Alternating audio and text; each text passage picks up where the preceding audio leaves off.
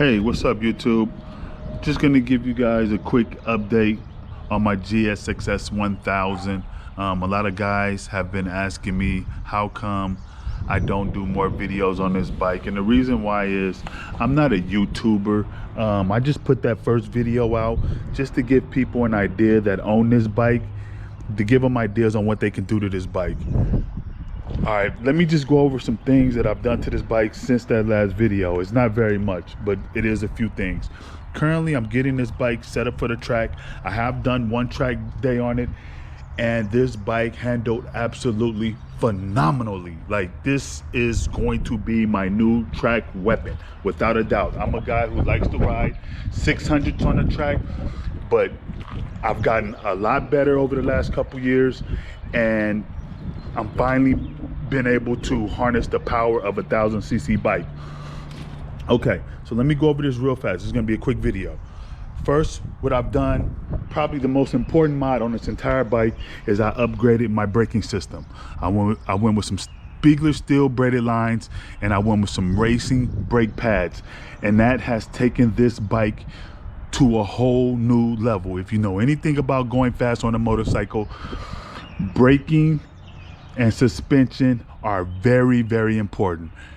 And I've dialed in the suspension for me, for my size and weight and the way I ride. And the suspension, I will say the front is good, but the rear shock is not that good.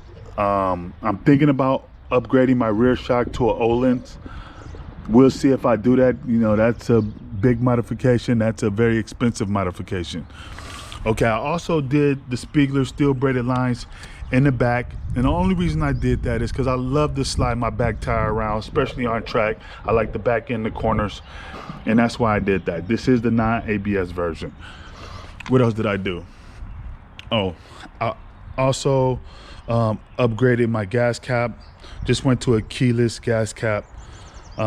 Saved a tiny bit of weight. Don't know what it was, but it's just a tiny bit.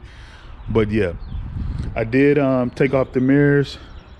I didn't put them back on here because I have another track day in a couple days, so just left them off here. This is not going to be a track only bike, but this will be my go-to track weapon when I'm out with my really fast buddies and we're really out there pushing the limits. This is going to be that bike. I love this bike on track. I love it on street too. I love it in the twisties. I love it as a commuter. This bike is a highly underrated bike. I mean, this is one of my favorite bikes I've ever had in my life, and I think I'm up to about 12 or 13 bikes now, and they've all been sport bike type bikes, and I just love this bike. I love the power band of this bike. I think that's what makes this bike special. A lot of super nakeds, they have the low end, but they don't have the high end, or they have the high end, but they don't have the low end. What makes this bike special in my eyes is it has all three phases of the power band. You get your low end torque, you get your legendary Suzuki mid-range, and you also get that high end speed that we all want and crave. And this bike has that, like, without a doubt. You get all three phases. And what also blows my mind about this bike is the way it handles. It handles like a 600 without a doubt. It is so flickable. I have shaved a lot of weight off this bike, don't get me wrong, because, oh, I almost forgot. I upgraded to a lightweight battery, which saved 5.5 pounds, which is crazy. Just swapping out batteries. The exhaust system, all that type of stuff. You set little by little, you cut weight, and I've gotten this bike down to 439 pounds wet. That's a full gas tank, and I think that's incredible because I think this bike, brand new, is 454 pounds wet. So what else can I talk about this bike? I don't know, man. It's just a phenomenal bike. If you have this bike, you already know. If you're thinking about getting this bike, get this bike. It's fairly cheap for what you're getting. This bike is cheap. You can probably get this bike for 10,000 cash, get a leftover model and work on it. I mean, is it perfect when you first get it? No.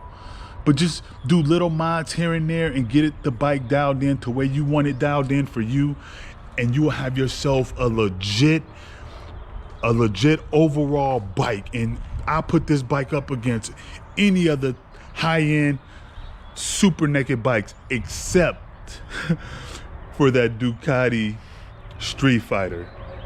Now that's on a whole nother level. Now I think they've went bonkers on that. My friend has that bike on order. It should be here within the next week or two. So I'm gonna get a chance to ride that bike and we'll see. But that's all I have for you today, YouTube. I'll do more videos later.